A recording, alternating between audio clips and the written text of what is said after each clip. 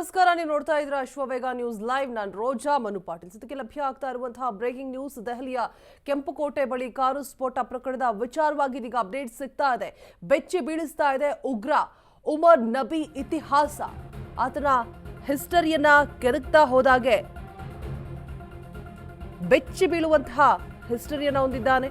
ದಾಳಿಗೂ ಮುನ್ನ ದೆಹಲಿಯನ್ನ ರೌಂಡ್ಸ್ ಹಾಕಿರ್ತಾನೆ ಉಮರ್. ಮಧ್ಯರಾತ್ರಿ 2:30ರವರೆಗೂ ಕೂಡ ಕಾರ್ನಲ್ಲಿ ಸುತ್ತಾಡಿರ್ತಾನೆ ಈ ಶಂಕಿತ. ಮಯೂರ್ ವಿಹಾರ ಪ್ರದೇಶದಲ್ಲಿ ಓಡಾಡಿದ್ದ ಅನ್ನುವಂತಹ ಮಾಹಿತಿ ಕೂಡ ಲಭ್ಯ ಆಗ್ತಾ ಇರುವಂಥದ್ದು. ಬೆಚ್ಚಿ ಬೀಳಿಸ್ತಾ ಇದೆ ಈತನ ಕಂಪ್ಲೀಟ್ ಹಿಸ್ಟರಿ. ಕೃತ್ಯ ಎಸಗೋದಕ್ಕೆ ವಿದೇಶದಿಂದ ಕಾರ್ಯನಿರ್ವಹಣೆ ಶಂಕೆ ಕೂಡ ಮೂಡ್ತಾ ಇದೆ. ಎಲ್ಲ ಆಯಾಮಗಳಲ್ಲಿ ತನಿಖೆಗೆ ಇಳಿದಿದ್ದಾರೆ ಎನ್ಐಎ ಅಧಿಕಾರಿಗಳು. ಕನ್ನಾಟ್ ಸ್ಥಳ ಸೇರಿದಂತೆ ಹಲವೆಡೆ ಉಮರ್ ಓಡಾಟವನ್ನ ನಡೆಸಿದ್ದಾನೆ. ದಾಳಿಗೂ ಮುನ್ನ ದೆಹಲಿ ರೌಂಡ್ಸ್ ಹಾಕಿರ್ತಾನೆ ಉಮರ್. ಕನ್ನಾಟ್ ಸ್ಥಳ ಸೇರಿದಂತೆ ಹಲವೆಡೆ ಉಮರ್ ಓಡಾಟವನ್ನು ಕೂಡ ನಡೆಸಿದ್ದಾನೆ. ದೆಹಲಿಯ ಕೆಂಪುಕೋಟೆ ಬಳಿ ಕಾರು ಸ್ಫೋಟ ಪ್ರಕರಣದ ವಿಚಾರವಾಗಿ ಇದೀಗ ಕಳೆದ ಅಕ್ಟೋಬರ್ನಲ್ಲಿ ಕಾಶ್ಮೀರಕ್ಕೂ ಉಮರ್ ಭೇಟಿಯನ್ನ ನೀಡಿದ್ದಾನೆ ಅನ್ನುವಂತಹ ಮಾಹಿತಿ ಲಭ್ಯ ಆಗ್ತಾ ಇರುವಂಥದ್ದು. ಅಕ್ಟೋಬರ್ 5ರಿಂದ 9ರ ನಡುವೆ ಕಾಶ್ಮೀರಕ್ಕೆ ನಬಿ ಭೇಟಿಯನ್ನ ಕೊಟ್ಟಿರ್ತಾನೆ. ಕಾಶ್ಮೀರದ ಭೇಟಿ ಸಂದರ್ಭದಲ್ಲಿ ದೆಹಲಿ ಸ್ಫೋಟದ ಬಗ್ಗೆ ಸಂಚೇನಾದ್ರೂ ಮಾಡಿದ್ನಾ ಅನುಮಾನ ಮೂಡ್ತಾ ಇದೆ. ಜೈಷ್ ಸಂಘಟನೆ ಸದಸ್ಯರ ಜೊತೆಗೆ ಸಭೆ ನಡೆಸಿರ್ತಾನೆ ಉಮರ್. ದೆಹಲಿ ಬ್ಲಾಸ್ಟ್ಗೆ ಪುಲ್ವಾಮಾದಲ್ಲಿಯೇ ಕಾರನ್ನ ಖರೀದಿ ಮಾಡಲಾಗಿತ್ತ? ಹಾಗಿದ್ರೆ ಪುಲ್ವಾಮಾದ ಪ್ಲಂಬರ್ ಅಮೀರ್ ಹೆಸರಲ್ಲಿ ಕಾರನ್ನ ಖರೀದಿ ಮಾಡಿರ್ತಾನೆ. ಹಾಗಿದ್ರೆ ಇದೆಲ್ಲ ಜೈಷ್ ಸಂಘಟನೆ ಸದಸ್ಯರ ಜೊತೆಗೆ ಮೊದಲೇನೆ ಉಮರ್ ಪ್ಲಾನಿಂಗ್ ಅನ್ನ ನಡೆಸಿದ್ನಾ? ಈತನ ಇತಿಹಾಸವನ್ನ ಕೆದಕ್ತಾ ಹೋದಾಗೆ ಆತ ಸುತ್ತಾಡಿದಂತಹ ಸ್ಥಳಗಳಾಗಿರ್ಬೋದು, ನಡೆಸಿದಂತಹ ಸಭೆ ಆಗಿರ್ಬೋದು, ಎಲ್ಲವೂ ಕೂಡ ಸಾಕಷ್ಟು ಅನುಮಾನಗಳಿಗೆ ಎಡೆ ಮಾಡಿಕೊಡ್ತಾ ಇದೆ. ದೆಹಲಿಯ ಕೆಂಪುಕೋಟೆ ಕಾರು ಸ್ಫೋಟ ಪ್ರಕರಣ ಇದೀಗ ಒಂದಷ್ಟು ಸಾಕ್ಷ್ಯಗಳನ್ನು ಪತ್ತೆ ಹಚ್ಚುವಲ್ಲಿ ಎನ್ಐಎ ಅಧಿಕಾರಿಗಳು ಮುಂದಾಗ್ತಾ ಇರುವಂಥದ್ದು. ಕಾಶ್ಮೀರದ ಭೇಟಿ ಸಂದರ್ಭದಲ್ಲಿ ದೆಹಲಿ ಸ್ಫೋಟದ ಬಗ್ಗೆ ಏನಾದರೂ ಸಂಚು ನಡೀತಾ ಇತ್ತಾ? ಅಕ್ಟೋಬರ್ 5ರಿಂದ 9ರ ನಡುವೆ, ಆ ಡೇಟ್ಸ್ ನಡುವೆ ನಬಿ ಕಾಶ್ಮೀರಕ್ಕೆ ಭೇಟಿಯನ್ನ ಕೊಟ್ಟಿರ್ತಾನೆ. ಅಲ್ಲಿ ಈ ಜೈಷ್ ಸಂಘಟನೆ ಮುಖ್ಯ ಸದಸ್ಯರೇನಿರ್ತಾರೆ ಅಲ್ವಾ, ಆ ಸದಸ್ಯರ ಜೊತೆಗೆ ಸಭೆಯನ್ನು ಕೂಡ ನಡೆಸಿದ್ದ ಅನ್ನೋದ್ರ ಬಗ್ಗೆ ಮಾಹಿತಿಯನ್ನ ಕಲೆ ಹಾಕಲಾಗ್ತಾ ಇದೆ. ಹಾಗಿದ್ರೆ ಆ ಒಂದು ಸಭೆಯಲ್ಲಿ ದೆಹಲಿ ಬ್ಲಾಸ್ಟ್ಗೆ ಪ್ರೀ ಪ್ಲಾನಿಂಗ್ ಅನ್ನ ಮಾಡಲಾಗಿತ್ತಾ? ಅದೇ ವಿಚಾರವಾಗಿ ಸಭೆಯನ್ನ ನಡೆಸಿದ್ರಾ? ಬಿಕಾಸ್ ಅಲ್ಲೇ ಆತ ಪುಲ್ವಾಮಾದಲ್ಲಿಯೇ ಕಾರನ್ನ ಖರೀದಿ ಮಾಡಿರ್ತಾನೆ. ಪ್ಲಂಬರ್ ಅಮೀರ್ ಅನ್ನುವಂತಹ ಹೆಸರಲ್ಲಿ ನಕಲಿ ದಾಖಲೆಗಳನ್ನ ಕೊಟ್ಟು ಖರೀದಿ ಮಾಡಿರ್ತಾನೆ. ಇದೆಲ್ಲವೂ ಕೂಡ ಸಾಕಷ್ಟು ಅನುಮಾನಗಳಿಗೆ ಕಾರಣ ಆಗ್ತಾ ಇದೆ. ಬೆಚ್ಚಿ ಬೀಳಿಸ್ತಾ ಇದೆ ಈತನ ಇತಿಹಾಸ ಕೂಡ. ದಾಳಿಗೂ ಮೊದಲು ರೌಂಡ್ಸ್ ಹಾಕಿರ್ತಾನೆ ಕಂಪ್ಲೀಟ್ ದೆಹಲಿಯನ್ನ. ಹೆಚ್ಚು ಕಮ್ಮಿ ಮಧ್ಯರಾತ್ರಿ 2:30 ತನಕ ಕಾರಲ್ಲಿ ಸುತ್ತಾಡಿರ್ತಾನೆ ಈ ಶಂಕಿತ. ಮಯೂರ್ ವಿಹಾರ ಪ್ರದೇಶದಲ್ಲಿ ಕೂಡ ಓಡಾಡಿರುವಂತಹ ಮಾಹಿತಿ ಕೂಡ ಲಭ್ಯ ಆಗ್ತಾ ಇರುವಂಥದ್ದು. ಸಿಸಿಟಿವಿ ಫುಟೇಜಸ್ ಅನ್ನ ಪರಿಶೀಲನೆ ಮಾಡಿದಂತಹ ಸಂದರ್ಭದಲ್ಲಿ ಲಭ್ಯ ಆಗಿರುವಂತಹ ಮಾಹಿತಿಗಳು ಕೃತ್ಯ ಎಸಗೋದಕ್ಕೆ ವಿದೇಶದಿಂದ ಕಾರ್ಯನಿರ್ವಹಣೆ ಮಾಡಲಾಗ್ತಾ ಇತ್ತಾ ಅನ್ನುವಂತಹ ಶಂಕೆ ಕೂಡ ಮೂಡ್ತಾ ಇದೆ. ಎನ್ಐಎ ಎಲ್ಲ ಆಯಾಮದಲ್ಲೂ ಕೂಡ ತನಿಖೆಯನ್ನ ಮುಂದುವರಿಸೋದಕ್ಕೆ ಸಿದ್ಧತೆಯನ್ನ ನಡೆಸಿಕೊಳ್ಳಲಾಗ್ತಾ ಇದೆ. ಇನ್ನು ಕನ್ನಾಟ್ ಸ್ಥಳ ಸೇರಿದಂತೆ ಹಲವೆಡೆ ಉಮರ್ ಓಡಾಟವನ್ನ ನಡೆಸಿರ್ತಾನೆ.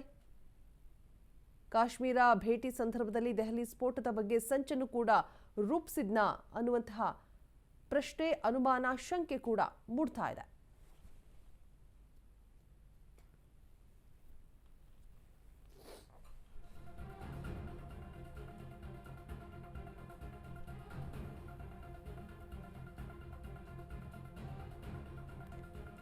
ಘಟನಾ ಸ್ಥಳಕ್ಕೆ ಸಂಬಂಧಪಟ್ಟಂತ ಅಧಿಕಾರಿಗಳು ಭೇಟಿಯನ್ನ ನೀಡಿ, ಪೊಲೀಸರಾಗಿರ್ಬೋದು, ಎನ್ಐಎ ಟೀಮ್ ಆಗಿರ್ಬೋದು, ನಿನ್ನೆ ಅಮಿತ್ ಶಾ ಕೂಡ ಭೇಟಿಯನ್ನ ನೀಡಿದ್ರು. ಮಹತ್ವದ ಹೈ ವೋಲ್ಟೇಜ್ ಮೀಟಿಂಗ್ ಅನ್ನ ಸಭೆಯನ್ನ ಮಾಡಿದ್ರು. ಪ್ರಧಾನಿ ಮೋದಿ ಅವರು ಕೂಡ ಒಂದಷ್ಟು ಸೂಚನೆ ಸಲಹೆಗಳನ್ನ ಕೊಟ್ಟಿರ್ತಾರೆ.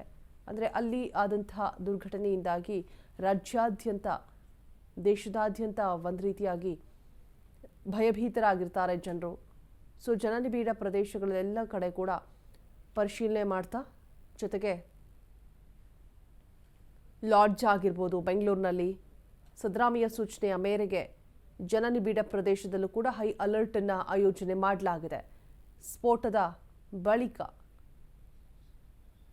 ಬಗ್ಗೆ ಹೆಚ್ಚಿನ ಡೀಟೇಲ್ಸ್ ಅನ್ನು ಕೊಡೋದಕ್ಕೆ ನಮ್ಮ ಪ್ರತಿನಿಧಿ ಅಭಿಷೇಕ್ ಜೈಶಂಕರ್ ದೂರವಾಣಿ ಸಂಪರ್ಕದಲ್ಲಿ ಜಾಯಿನ್ ಆಗ್ತಾ ಇದ್ದಾರೆ. ಅಭಿಷೇಕ್, ದೆಹಲಿ ಸ್ಫೋಟದ ಬೆನ್ನಲ್ಲೇ ಇದೀಗ ಎಲ್ಲ ಕಡೆ ಕೂಡ ಹೈ ಅಲರ್ಟ್ ಅನ್ನ ಮಾಡಲಾಗ್ತಾ ಇದೆ. ಹಾಗೆ ಈತ ಇವಾಗ ಅರೆಸ್ಟ್ ಆಗಿರುವಂತಹ ಆ I-20 ಕಾರ್ನ ಮಾಲೀಕ ಏನಿದ್ದಾನೆ, ಆತನ ಇತಿಹಾಸ ಆಗಿರ್ಬೋದು, ಹಾಗೆ ಆತ ನಡೆಸಿದಂತಹ ಇದಕ್ಕೂ ಮುಂಚೆ ನಡೆಸಿದಂತಹ ಸಭೆಗಳಾಗಿರ್ಬೋದು, ಎಲ್ಲವೂ ಕೂಡ ಸಾಕಷ್ಟು ಅನುಮಾನಕ್ಕೆ ಎಡೆ ಮಾಡಿಕೊಡ್ತಾ ಇದೆ. ಸದ್ಯಕ್ಕೆ ಏನೆಲ್ಲ ಅಪ್ಡೇಟ್ಸ್ ಸಿಗ್ತಾ ಇದೆ ಅಭಿಷೇಕ್?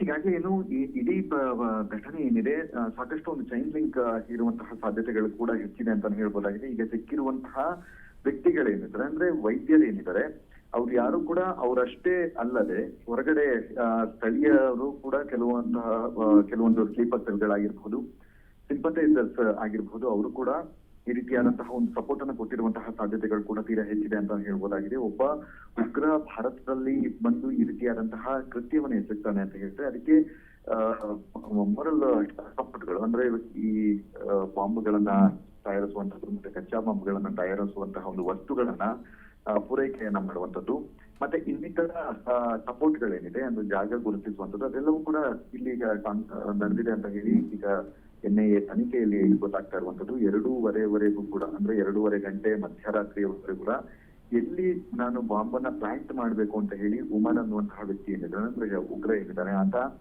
ಸ್ಥಳವನ್ನ ಹುಡುಕ್ತಾ ಇದ್ದ ಅಂತ ಹೇಳಿ ಒಂದಷ್ಟು CCTVಗಳಾಗಿರ್ಬಹುದು ಮತ್ತೆ ಇನ್ನಿತರ ಎವಿಡೆನ್ಸ್ ಗಳೇನಿದೆ ಅದರಿಂದ ಗೊತ್ತಾಗ್ತಾ ಇರುವಂತದ್ದು. ಹೀಗಾಗಿ ಸದ್ಯ ಈಗ ಸಿಕ್ಕಿ ಬಿಟ್ಟಿರುವಂತಹ ವ್ಯಕ್ತಿಗಳೇನಿದ್ದಾರೆ ಅವರಿಂದ ಮತ್ತಷ್ಟು ವಿಚಾರಗಳನ್ನ ತೆಗೆದುಕೊಳ್ಳುವಂತಹ, ಅಂದ್ರೆ ಕಲೆಕ್ಟ್ ಮಾಡುವಂತಹ ಒಂದು ಕೆಲಸಗಳನ್ನು ಕೂಡ ನಡೀತಾ ಇದೆ. ಮತ್ತು ಈಗ ಆಪರೇಷನ್ ಸಿಂಧೂರ ಏನಿದೆ ಅದಕ್ಕೆ ವಿರುದ್ಧವಾಗಿ ಮತ್ತೊಂದು ಸಂಘಟನೆಯನ್ನ ಭಾರತದಲ್ಲಿ ನಡೆಸಿ, ಅಂದ್ರೆ ಮಹಿಳಾ ಸಂಘಟನೆಯನ್ನ ಭಾರತದಲ್ಲಿ ಹುಟ್ಟುಹಾಕಿ ಆ ಮಹಿಳಾ ಸಂಘಟನೆಯ ಮುಖಾಂತರ ಈ ರೀತಿಯಾದಂತಹ ಒಂದು ಕೃತ್ಯವನ್ನ ಎಸಗಿ ಒಂದು ರೀತಿಯಲ್ಲಿ ಟಕ್ಕರ್ ಕೊಡೋದು ಅಂತ ಹೇಳ್ಬೋದು. ಇದಕ್ಕೆ ಆಪರೇಷನ್ ಸಿಂಧೂರ ಮಾಡಿದರೆ ನಾವು ಈ ರೀತಿಯಾದಂತಹ ಒಂದು ಕೃತ್ಯವನ್ನ ಎಸಗಿ ಅವರ ಮೇಲೆ ಹಲ್ಲೆಯನ್ನ ಅಂದ್ರೆ ಈ ರೀತಿಯಾದಂತಹ ಕೃತ್ಯವನ್ನ ಎಸಗ್ತೀವಿ ಅಂತ ಹೇಳಿ ಚಾಲೆಂಜ್ ಮಾಡುವಂತಹ ರೀತಿಯಲ್ಲಿ ಸ್ಫೋಟ ನಡೆದಿದೆ ಅಂತ ನಡೆದಿರೋದು ಈಗ ಬೇಸಿಕ್ ವಿಚಾರ ಗೊತ್ತಾಗ್ತಾ ಇರುವಂತದ್ದು. ಹೀಗಾಗಿ ಸದ್ಯ ಆ ಸಂಘಟನೆಯಲ್ಲಿ ಇನ್ನೂ ಯಾರ್ಯಾರಿದ್ದಾರೆ, ಅಂದ್ರೆ ಈಗ ಸಿಕ್ಕಿರುವಂತಹ ಮಹಿಳೆ ಏನಿದ್ದಾಳೆ ಆಕೆ ಆ ಒಂದು ಹೊಸ ಉಗ್ರ ಸಂಘಟನೆಯ ಅಧ್ಯಕ್ಷೆ ಆಗಿರುವಂತದ್ದು. ಹೀಗಾಗಿ ಆ ಹಿನ್ನೆಲೆಯಲ್ಲಿ ಅಂದ್ರೆ ಈ ರೀತಿಯಾದಂತಹ ಒಂದು ಕೃತ್ಯವನ್ನ ಎಸಗೋದಕ್ಕೆ ಯಾರ್ಯಾರು ಪ್ಲಾನ್ ಅನ್ನ ಮಾಡಿದ್ರು ಅದೆಲ್ಲದರ ಸಪೋರ್ಟ್ ಗಳನ್ನ ತೆಗೆದುಕೊಂಡು ಆಕೆಯ ಮುಂದಾಳತ್ವದಲ್ಲಿ ಈ ರೀತಿಯಾದಂತಹ ಒಂದು ಘಟನೆ ನಡೆದಿದೆ ಅಂತ ಹೇಳಿ ಗೊತ್ತಾಗ್ತಾ ಇರುವಂತದ್ದು. ಆದ್ರೆ ಇಲ್ಲಿಯವರೆಗೆ ಯಾವುದೇ ರೀತಿಯಾದಂತಹ ಸಂಘಟನೆಗಳು ಈ ದಾಳಿಯ ಹೊಣೆಯನ್ನ ಹೊತ್ಕೊಂಡಿಲ್ಲ. ಹೀಗಾಗಿ ಮೇಲ್ನೋಟಕ್ಕೆ ಎಲ್ಲರೂ ಕೂಡ ಜೈಷ್ ಎ ಮೊಹಮ್ಮದ್ ಜೊತೆ ಲಿಂಕ್ ಇರುವಂತಹ ಒಂದು ಕಾರಣದಿಂದಾಗಿ ಜೈಷ್ ಎ ಮೊಹಮ್ಮದ್ ಈ ರೀತಿಯಾದಂತಹ ಕೃತ್ಯವನ್ನ, ಅಂದ್ರೆ ಸಂಘಟನೆ ಕೃತ್ಯವನ್ನ ನಡೆಸಿರಬಹುದು ಅಂತ ಹೇಳಿ ಈಗ ಸದ್ಯದ ಮಟ್ಟಿಗೆ ಒಂದು FIR ಅನ್ನ ದಾಖಲಿಸಿ ತನಿಖೆಯನ್ನು ನಡೆಸುವಂತಹ ಒಂದು ಕೆಲಸಗಳನ್ನು ಕೂಡ ಮಾಡ್ತಾ ಇರುವಂತದ್ದು. ಹೀಗಾಗಿ ಮತ್ತಷ್ಟು ಜನರು ಈ ಒಂದು ದಾಳಿಯ ಹಿಂದೆ ಇರುವಂತಹ ಕಾರಣದಿಂದಾಗಿ ಅವರ ಬಂಧನಕ್ಕಾಗಿ NIA ಅಧಿಕಾರಿಗಳು ವಿಶೇಷ ತಂಡವನ್ನು ಕೂಡ ರಚನೆಯನ್ನ ಮಾಡಲಾಗಿದೆ.